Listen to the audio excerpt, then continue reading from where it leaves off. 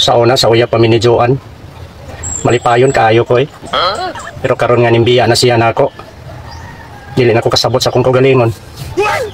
Gani akong ipansulo, mga busluto na lang. Daghan ba akong kwarta sa una? Pero sukan ganing sulod si Joan.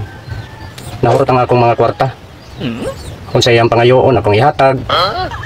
Kwarta, mga motor mahalon, kotse, house and lot.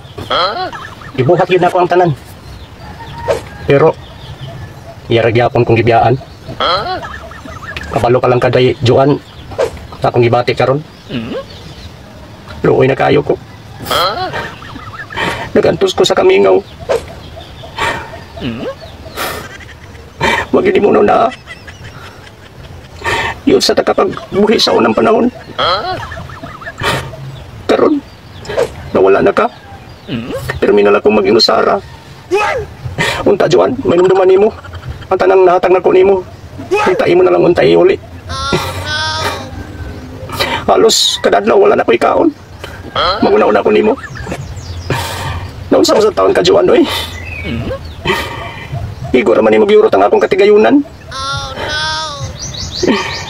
Mura makagoy kasing-kasing. Adi ka bation og kaluoy nako. Naatanan na ako, Joan, aron makabalo ka. Guwapo, kwartahan, respetado. Pero ikaw wala kay respeto. Oh, no. Sa panahon nga na ako. Sa panahon nga wala ka. Gihatag na ako ang tanan. Oras. Bisag wala kay time na ako. Nagpalit kong daghang relo. Para mahurot tanang oras na akong matang nimo. Kung sa taon ka eh. Magpakita na taon ako, Joan. Oh no! Magkikikaluin ako, Joan. Nagpabilin ang akong kagulog, ang akong kagwapo.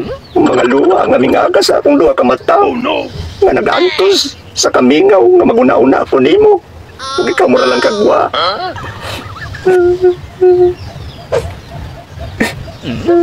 Una-una ang mayong. Gikan karon. Ugma sunod adlaw. Sunod simana, katuigan. Timan di. Ang imong mga butang na nakuha nako. Hinanglan imo ng bayaran.